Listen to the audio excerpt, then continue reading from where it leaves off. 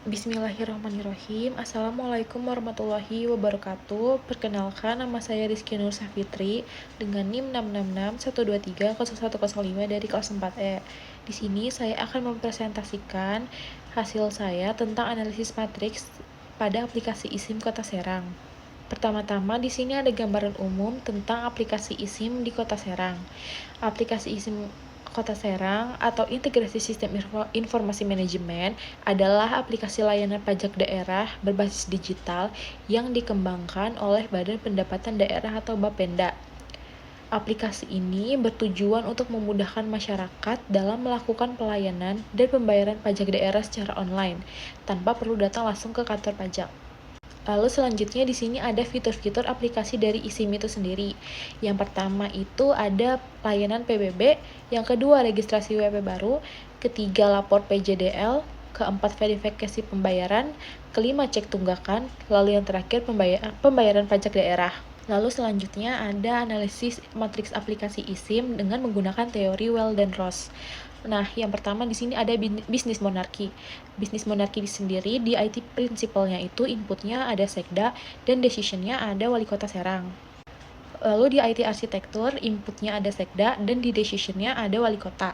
Lalu untuk IT infrastruktur strategis itu inputnya ada sekda dan di decisionnya ada wali kota. Di business application needs ada inputnya itu oleh sekda atau kepala OPD, untuk decisionnya itu wali kota.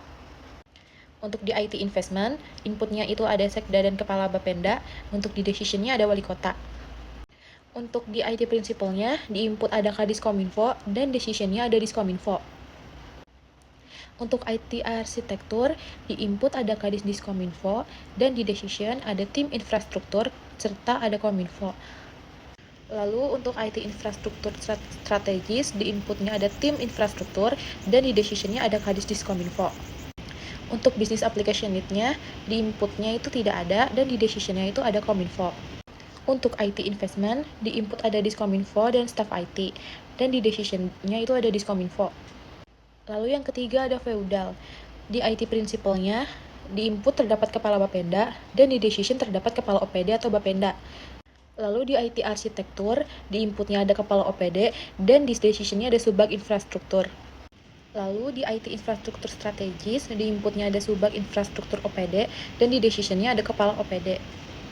Lalu di business application need, inputnya itu ada semua OPD, dan decisionnya itu semua kepala OPD. Lalu untuk IT investment, di inputnya ada Diskominfo, dan di decisionnya ada kepala Bapenda. Lalu yang keempat ada federal. Untuk IT principalnya, di input itu ada kepala Bapenda dan Diskominfo. Lalu di decisionnya ada kesepakatan bersama. Untuk IT infrastruktur, di inputnya itu oleh kesepakatan bersama, begitu juga dengan decisionnya itu semua stakeholder. Lalu IT infrastruktur strategis, di inputnya itu semua stakeholder, decisionnya juga kesepakatan bersama. Lalu business application need, di inputnya itu ada OPD atau Kominfo, dan decisionnya itu forum bersama. Lalu ada IT investment, di inputnya itu semua stakeholder, dan decisionnya juga forum bersama. Lalu yang keempat ada duopply. Untuk IT principalnya, di inputnya ada kepala Bapenda dan kepala Diskominfo. Lalu di decisionnya ada Bapenda dan Diskominfo. Lalu selanjutnya ada IT arsitektur. Di input ada Kadis Diskominfo dan kepala Bapenda. Untuk decisionnya ada Kadis Diskominfo dan kepala Bapenda. Untuk IT infrastruktur, di input ada Kadis Diskominfo dan kepala Bapenda. Lalu untuk decisionnya ada Kadis Diskominfo dan kepala Bapenda. Lalu selanjutnya ada business application need. Di input ada OPD sebagai user dan di decisionnya ada Kominfo dan OPD. Lalu selanjutnya ada IT investment. Di input oleh sekda dan kepala Bapenda dan decisionnya itu dilaksanakan ke kolaborasi. Lalu yang kelima ada anarki. Di IT principalnya, di input terdapat staff IT dan di decision itu masing-masing staff unit atau pengguna TI. Di IT principal, inputnya itu oleh staff IT, begitu juga dengan decisionnya. Lalu di IT infrastruktur strategis, itu di input oleh staff IT dan decisionnya juga oleh staff IT. Lalu di business application need, inputnya itu oleh siapa aja dan decisionnya itu tidak ada. Lalu ada IT investment, inputnya itu dilakukan oleh masyarakat dan decisionnya itu tidak ada. Lalu selanjutnya di sini ada gambaran aplikasi eSIM yang terdapat di App Store atau Play Store. Untuk pembahasan selanjutnya, di sini saya akan menganalisis 5W1H dari artikel yang ditulis oleh Bu Ayuning yang berjudul The Future e-Governance Reshaping Future Public Management. Yang pertama itu ada what. Apa yang dibahas? Artikel ini membahas pentingnya peningkatan IT governance atau tata kelola teknologi informasi sebagai upaya untuk memperbaiki manajemen publik di masa depan, khususnya di Indonesia. Penulis menyoroti 3 aspek utama yang perlu diperkuat, yaitu pengendalian dunia virtual dan fisik, penerapan kebijakan ganda untuk dunia virtual dan fisik, serta peningkatan anggaran untuk perlindungan privasi dan keamanan. Hal ini ditujukan untuk merespon tantangan global seperti spamming, hacking, dan serangan virus yang berdampak pada efektivitas pemerintahan. Lalu yang kedua ada WHO. Siapa yang terlibat? Pihak-pihak yang terlibat dalam konteks artikel ini meliputi pemerintah Indonesia, masyarakat sebagai pengguna layanan digital, serta aktor-aktor internasional seperti negara asing yang melakukan penetasan terhadap penjabat Indonesia.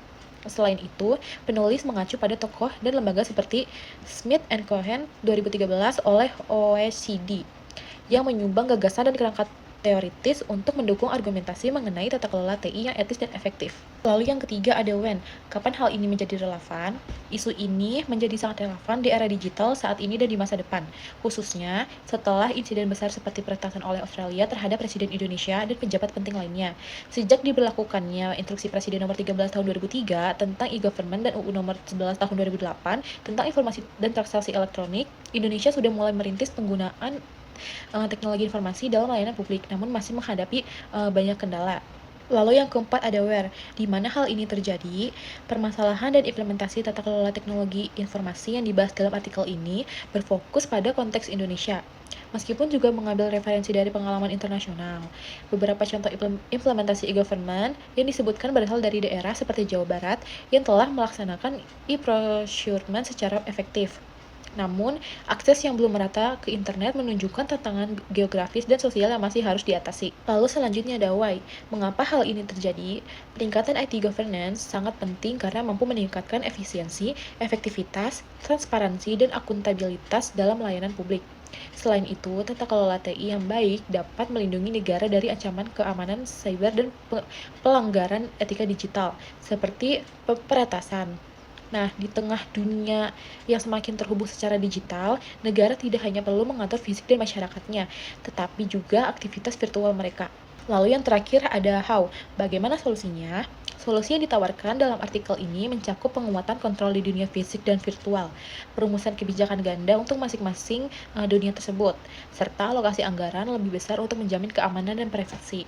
Pemerintah disarankan untuk memperkuat regulasi, membangun kerjasama lintas sektor, termasuk kemitraan publik swasta, dan menerapkan prinsip etika dalam setiap aspek tata kelola teknologi informasi.